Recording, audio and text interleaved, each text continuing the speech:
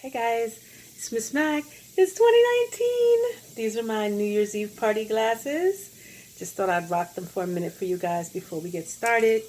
But anyway, this is my first video of 2019. Aren't you excited? And I have obviously my cup of knowledge, always, and my trusty glasses so I can see what I'm reading.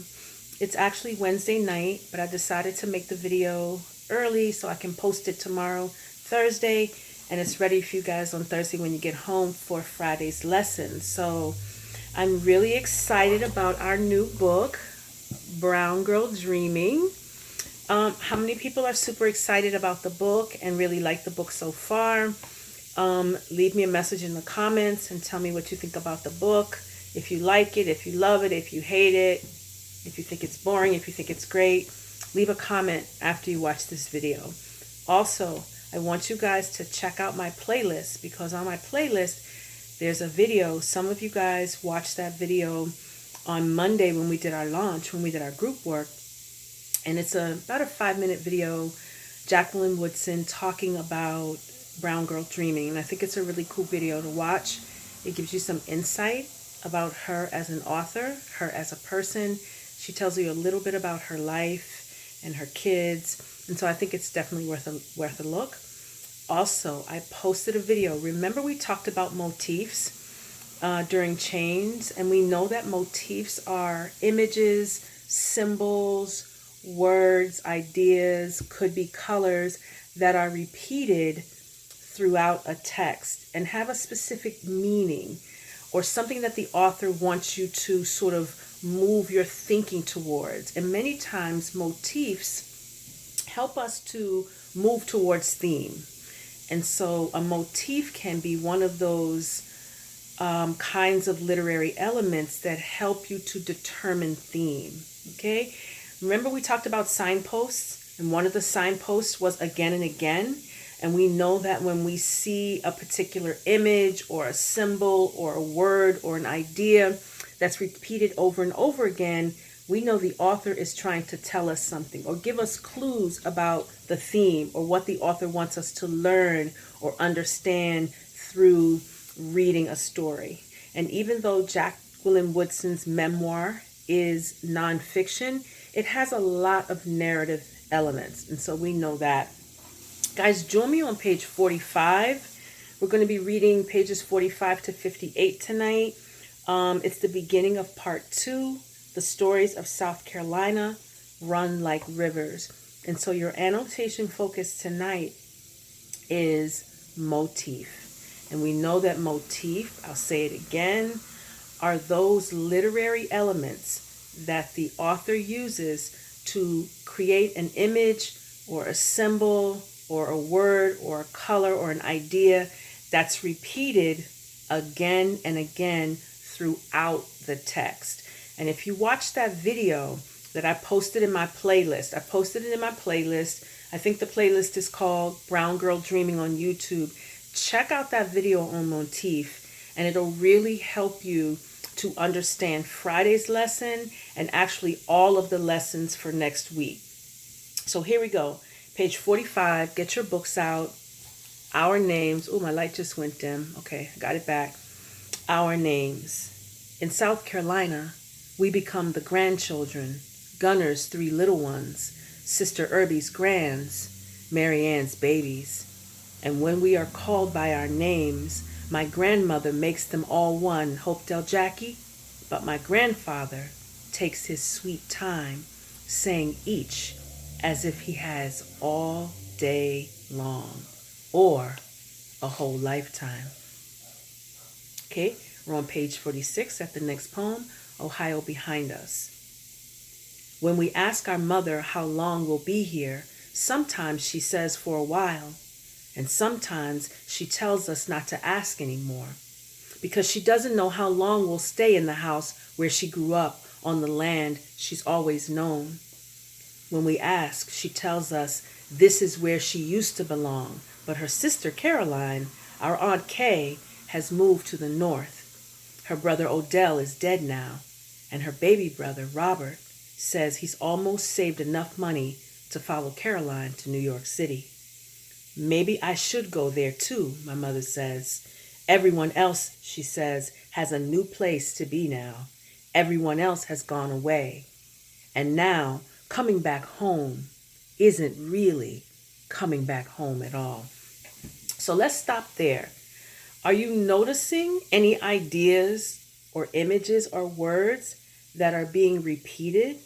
Let's go back to page 45. Look at page 45. Do you have a gist? Do you see something on page 45 that you recognize or that you could identify as a motif? Are there any images or symbols or words that you've seen in previous chapters or previous verses of Woodson's memoir in verse? And what about this second poem, Ohio Behind Us? Is there anything that's being repeated here that you could say is a motif? I would think this notion of home. She mentions home quite a few times in this poem. So I think that we could look at home as a motif. I think Woodson uses home to symbolize a couple of different things in previous poems as well. So do a little gist there on page 47. Home could possibly be a motif. Let's continue. Page 48. Let me take my sticky note out because I have notes. So this is called The Garden. Each spring, the dark Nickeltown dirt is filled with promise of what the earth can give back to you if you work the land, plant the seeds, pull the weeds. My southern grandfather missed slavery by one generation. His grandfather had been owned. His father worked the land from dawn till dusk for the promise of cotton and a little pay. So this is what he believes in, your hands in the cool dirt until the earth gives back to you all that you have asked of it. Sweet peas and collards, green peppers and cukes, lettuce and melon, berries and peaches. And one day, when I'm able, my grandfather says, I'm going to figure out how to grow myself a pecan tree. God gives you what you need, my grandmother says. Best not to ask for more than that. My grandfather says, and goes back to working the land, pulling from it all we need, and more than that. I love this poem. It's called Garden, and I think a motif here, I don't know, I'm thinking, could a motif here be the dirt? What do you guys think? Is there a motif in this poem? Is there something that we see repeated in this poem? Is it something that we see repeated in this poem that we've seen in other poems as Jacqueline Woodson tells her story? Let's continue. Page 50, Gunner's Children. Remember, you're looking for images, symbols, colors, words that are being repeated. Okay, we're annotating for motif. At dusk, just as the fireflies flicker on, my grandmother makes his way home. Okay, here we see that word home again. We see him coming slow down the road, his silver lunchbox bouncing soft against his leg. Now, as he gets closer, we hear him singing. Where will the wedding supper be? Way down yonder in the hollow tree. Good evening, Miss Clara. Evening, Miss May. How's that leg, Miss Bell? What you cooking, Auntie Charlotte? You thinking of making me something to eat? His voice ringing down Hall Street, circling round the roads of Nickeltown, and maybe out into the big, wide world. Maybe all the way up to New York. Aunt Kay's hearing it and thinking about coming home. Then he is close enough to run to, the three of us climbing him like a tree until he laughs out loud. We call him Daddy. This is what our mother calls him. This is all we know now. Our daddy seems taller than anyone else in all of Greenfield, more handsome too. His square jaw and light brown eyes so different from our own, narrow-faced, dark-eyed selves. Still, his hand is warm and strong around my own as I skip beside him. The wind blowing up around us, he says, y'all are Gunner's children. Just keep remembering that. Just keep remembering. This is the way of Nickeltown evenings. Daddy coming home, me jumping into his arms, the others circling around him, all of us grinning, all of us talking, all of us loving him up. Okay, this is really beautiful. We see this notion of home again. So home maybe is a motif. And here, Woodson is talking about her grandfather coming home. And I can imagine that he's walking down a long path and the children are at the house and they're looking out at the path and they're watching him. And just when he gets close enough, they all charge out to him and grab him and hug him and give him lots of love. So I think we see this motif, and I'm going to name that as a motif, this motif of home, this notion of home being repeated throughout this memoir. And so give me a little gist. You know, you're gisting.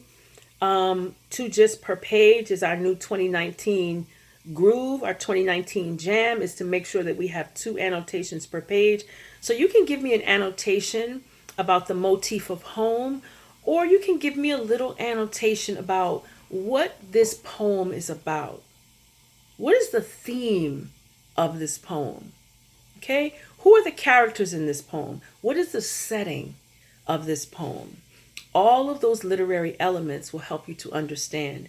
And even though we're not doing CSCRT at the end of each of these pages, we still need to be thinking about theme.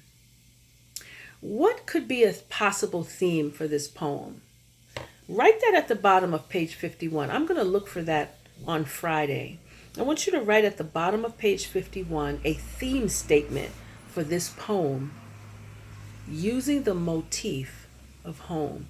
And again, I'm repeating, motif are those things, those objects, those symbols, those colors or words that we see repeated over the course of the text. And remember our signpost. Remember we had a signpost again and again. And we know that when an author is saying something over and over again, or representing a symbol over and over again throughout a text, there's a reason for that. That's a craft move. And there's a very specific reason why authors do that. All right, let's go on. Page 53, actually. At the end of the day, there are white men working at the printing press beside Daddy, their fingers blackened with ink so that at the end of each day, palms up, it's hard to tell who is white and who is not. Still, they call my grandfather Gunner, even though he's the foreman and is supposed to be called Mr. Irby. So the foreman is the person who's in charge. And so they're working at a printing press. You can imagine black ink. You can imagine them printing newsletters or flyers or newspapers. And he is the supervisor, the foreman, the one who's in charge of everyone else. And because he's a black man, they call him Gunner. They don't refer to him as Mr. Irby. But he looks the white men in the eye, sees the way so many of them can't understand a colored man telling them what they need to do. This is new, too fast for them. The South is changing. Interesting. Guys, give me a little gist there. What is Woodson talking about right there? What does she mean when she says many of them can't understand a colored man telling them what they need to do? This is new, too fast for them.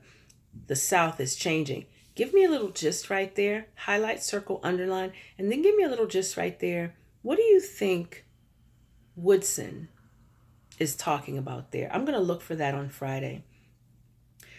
Now, getting back to the men at the job, at the printing press. Sometimes they don't listen. Sometimes they walk away. At the end of the day, the newspaper is printed, the machines are shut down, and each man punches a clock and leaves, but only colored folks come home to Nickeltown. Again, we see this motif of home. So underline, highlight, circle, home. Give me a little gist. What is she talking about here? Home. What is she speaking about? Again, we see this image of home, this word home repeated, and I would definitely say that home is a motif. Continuing with this poem, here, you can't look right or left or up or down without seeing brown people. Colored town, brown town, even a few mean words to say where we live. My grandmother tells us it's the way of the South. Colored folks used to stay where they were told that they belonged, but times are changing and people are itching to go where they want. This evening, though, I am happy to belong to Nickeltown. Really nice, very interesting how she's painting this picture of home, of South Carolina, of her grandfather coming home, and Woodson and her brother and sister running out to greet him. Again, she talks about home being Nickeltown and how all of the people who leave the city come home to Nickeltown. All of the colored or the black people or the African Americans are coming home to Nickeltown. Let's continue on page 55. Guys, remember 2019 Jam, 2 annotations with gists per page. Day work. There is day work for colored women. In the mornings, their dark bodies fill the crosstown buses, taking them away from Nickeltown to the other side of Greenville, where the white people live. Our grandmother tells us this as she sets a small hat with a topaz pin on her head, pulls white gloves over her soft brown hands. 2 days a week, she joins the women, taking on a second job now. There are 4 more mouths to feed, and the money she gets from part-time teaching isn't enough anymore. I am not ashamed, she says. Cleaning is what I know. I am not ashamed if it feeds my children. When she returns in the evening, her hands are ashen from washing other people's clothes, most often by hand. Her ankles are swollen from standing all day, making beds and sweeping floors, shaking dust from curtains, picking up after other people's children, cooking. The list goes on and on. Don't any of you ever do day work? She warns us. I'm doing it now so you don't have to. And maybe all across Nickeltown, other children are hearing this too. Get the Epsom salts, she says, leaning back into the soft brown chair, her eyes closing. When she isn't in it, Hope, Dell, and I squeeze in side by side, and still there is space for one more. We fill a dishpan with warm water, pour the salts in, swirl it around, and carefully carry it to her feet. We fight to see who will get to rub the swelling from Grandma's ankles, the smile back onto her face, the stories back into a too quiet room. You could have eaten off the floor by the time I left this one house today, my grandmother begins, letting out a heavy sigh. But let me tell you, when I first got there, you would have thought the devil himself had come through. Okay, let's stop there. So let's think about something else, another image that's repeated. I'm not going to tell you guys what it is, but I want to see if you can figure it out. I'll give you a clue. It's something that we see in the poem Day Work on pages 55 and 56. It's also something that we see in the poem just before that, At the End of the Day, on pages 53 and 54. And it's something that happens almost in every poem, okay? This is a motif that I just now recognized. Didn't recognize it the very first time that I read this. Let me bring my light back up, guys. Give me 1 second. There it is. So I want to see if you guys can figure out what is that motif that we see in these 2 poems and that we see in almost every poem up to this point, okay? This is going to be our first day on Friday talking about motifs for Brown Girl Dreaming, but we have seen some images, some objects, some things that are recurring throughout this memoir. And one of those appears between pages 53 and 57, those 2 poems that I just read. Let's go on to page 58, and this is our last poem for the evening, ladies and gentlemen. Again, we're talking about motif. And this is our last poem, Lullaby, make sure that you're doing 2 annotations per page. Remember, that's our 2019 jam.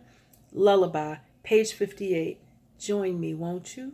At night, every living thing competes for a chance to be heard. The crickets and the frogs call out. Sometimes there's a soft woo, woo of an owl lost amid the pines. Even the dogs won't rest until they've howled at the moon. But the crickets always win. Long after the frog stops croaking and the owl has found his way home, long after the dogs have lain down, losing the battle against sleep, the crickets keep going as though they know their song is our lullaby. So again, we see home here in this poem. She says, but the crickets always win long after the frogs stop croaking and the owl has found his way home. So again, we see this notion of home, this image of home coming up again for Woodson as she talks about the lull and the sound of the country. In the city, we have our own sounds. We have sirens, we have car alarms, we have the sound of trains and buses going by our windows. We have the sounds of music, the sounds of people talking. Here in South Carolina, the night sounds are very different. And this is what this particular poem is about. Remember, a lullaby, and you should have a definition for the word lullaby. If you don't know what it is, Google it, my friends, because this is a very important word for this particular poem, and it will add meaning to the poem if you understand what a lullaby is. So that's it for our Friday reading.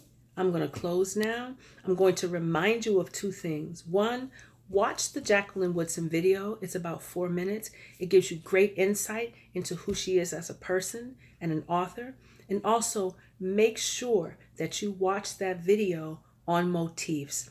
I think it really does a great job of explaining what motifs are, explaining how authors use motifs to develop theme, and it also gives you 3 steps for identifying motif in literature. And that really sounds like a quiz to me. So make sure you do that.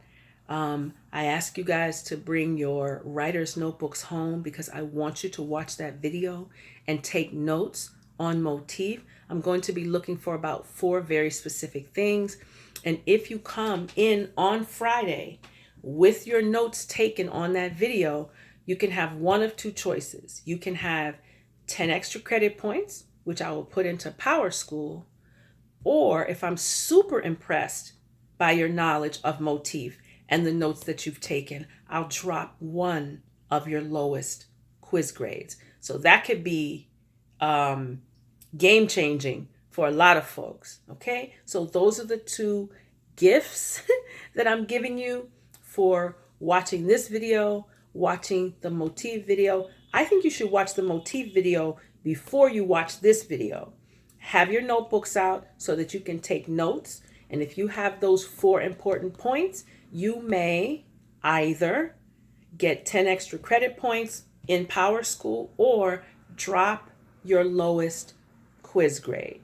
That's huge. Game changer. Guys, it's great to be back on YouTube with you guys again. Happy 2019. Oh, you know what? I didn't take not 1 drink from the cup of knowledge. Let me do that.